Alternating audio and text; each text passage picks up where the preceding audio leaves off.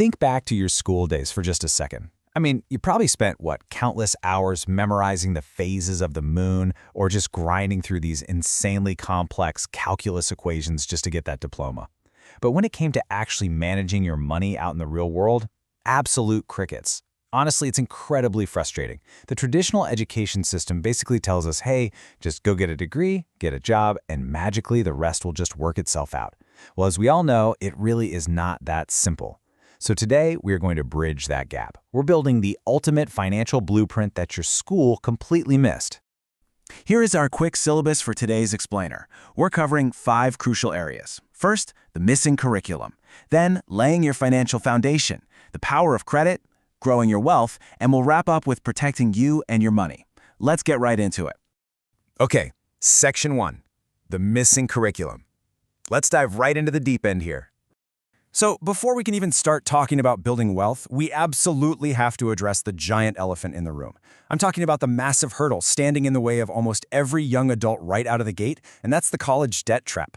Get this, a staggering 85% of new graduates complain that heavy student debt is instantly eating up a huge chunk of their hard-earned paychecks the literal moment they enter the workforce. Society kind of treats taking on these massive student loans as, well, just an absolute necessity for getting a degree.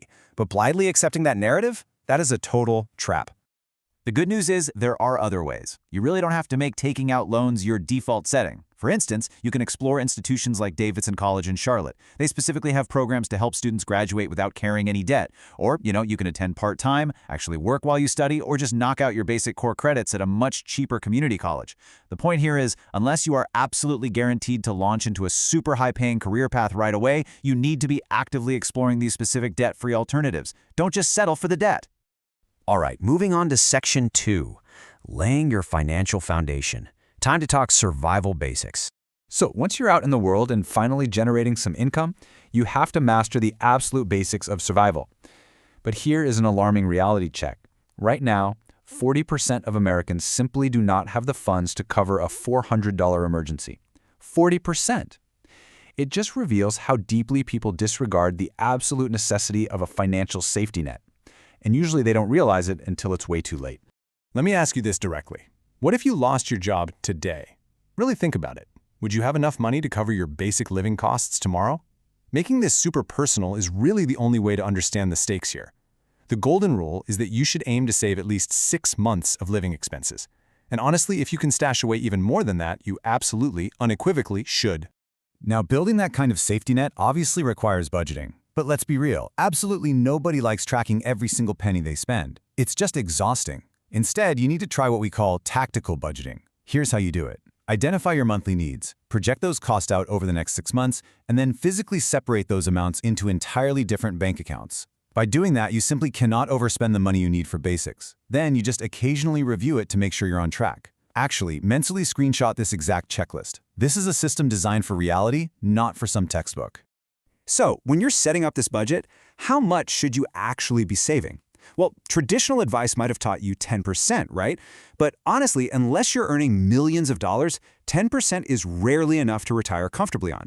An ideal target is actually an ambitious 25 to 40% savings rate. I know, that sounds high, but you build that savings muscle by just reducing those little unnecessary daily expenses. Cut out that daily overpriced coffee, maybe cook at home a bit more, and suddenly hitting these much bigger targets becomes incredibly realistic. Which brings us to Section 3. The power of credit. Let's demystify this. Young people usually fall into one of two extremes when it comes to credit. They either max out their cards instantly or they avoid credit entirely out of just pure fear. Let me tell you about Kevin. Kevin's story is the perfect example here. He avoided getting a credit card completely throughout his younger years. And hey, on paper, that sounds like the responsible thing to do, right? But when it finally came time for him to buy a home and get a car, he couldn't get a single loan approved. Why? Because he had absolutely zero credit history. And here's the harsh truth. Having no credit is just as damaging as having bad credit when you're trying to make major adult purchases.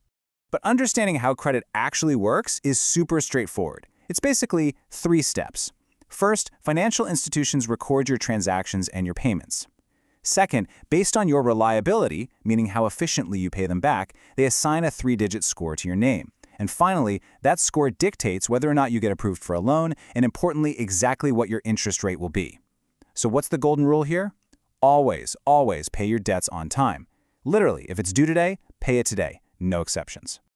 Moving on to Section 4, and this is the fun part: growing your wealth. If you're young right now, you have an asset that money literally cannot buy, and that is time. Time is without a doubt your greatest advantage when it comes to investing. Let's actually look at a classic thought experiment to prove exactly why. Imagine I gave you two options. Option A is $3,000 upfront in cash right now. Option B is a single penny, just 1 penny, but its value doubles every single day for 30 days. Now, intuitively, almost everyone jumps at option A, right? I mean, it's $3,000, it's cash in hand today. But wait, if you actually do the math on this, option B, that tiny doubling penny, results in over $10 million in just 30 days. Let that sink in. $10 million. That is the true staggering power of compound interest.